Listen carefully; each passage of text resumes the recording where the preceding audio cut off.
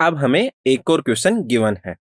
इसमें हमें दिया गया है कि हमारे पास एक सीक्वेंस है जिसकी टर्म्स है 8,88,888,888 एंड सो ऑन। अब हमें इस सीक्वेंस की एन टर्म्स का सम फाइंड करना है। तो चलिए अब हम इसे सॉल्व करते हैं। क्वेश्चन में जो गिवन सीक्वेंस है वो कुछ इस प्रकार से है। अब यदि हम इस सीक्वेंस को ध्यान से देखें तो हम यह देख सकते हैं कि ये जो सीक्वेंस है ये ना तो अर्थमेटिक प्रोग्रेशन है और ना ही ज्योमेट्रिक प्रोग्रेशन है। तो अब हम इसके एन टर्म्स का सम कैसे फाइंड करेंगे? तो चलिए अब हम यही फाइंड करते हैं कि इस प्रकार की जो सीक्वेंस होती है उनके एन टर्म्स का सम कैसे फाइंड किया जाता है। माना जो गिवन सीक्वेंस है उसकी एन टर्म्स का जो सम है वह Sn है, तब Sn की वैल्यू इसके इक्वल होगी। इसके लिए हम सबसे पहले यह जो इक्वेशन हमें मिली है उसके राइट हैंड साइड में हम 8 कॉमन ले लेंगे तो हमें कुछ इस प्रकार की एक इक्वेशन मिल जाएगी। अब नेक्स्ट हम क्या करते हैं, जो 1 है उसे हम किसी तरह 9 में कन्वर्ट करने की ट्राई करते हैं, 11 को 99 में कन्वर्ट करने की ट्राई करते हैं, 111 को 999 में कन्वर्ट करने की ट्राई करते हैं। इसी प्रकार आगे की जो टर्म्स है उन्हें भी हम 9 की मल्टीपल की फॉर्म में कन्वर्ट करने की ट्राई करते हैं।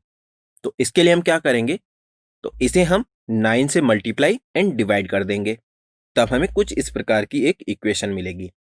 अब नेक्स्ट हम ब्रैकेट के अंदर जो 9 है उसे हम 10-1, 99 जो है उसे हम 100-1, 999 है उसे हम 1000-1 एंड 9999 है उसे हम 10,000-1 लिख सकते हैं। तो जब हम ऐसा करेंगे तब हमें कुछ इस प्रकार की एक इक्वेशन मिल जाएगी। अब नेक्स्ट हम क्या करेंगे, जो टर्म्स 10 की मल्टीपल्स हैं उन्हें हम एक साथ रखेंगे और -1 वाली सभी टर्म्स को हम एक साथ रखेंगे। तो जब हम ऐसा करेंगे तब हमें कुछ इस प्रकार की एक इक्वेशन मिल जाएगी। अब यदि हम यहाँ पर देखें तो यह जो सीक्वेंस है वो एक ज्योमेट्रिक प्रोग्रेशन है जिसकी फर्स्ट टर्म 10 के इक्वल है और कॉमन रेशियो भी 10 के इक्वल है। तो अब हम इस ज्योमेट्रिक प्रोग्रेशन के एन टर्म्स का सम आसानी से फाइंड कर सकते हैं।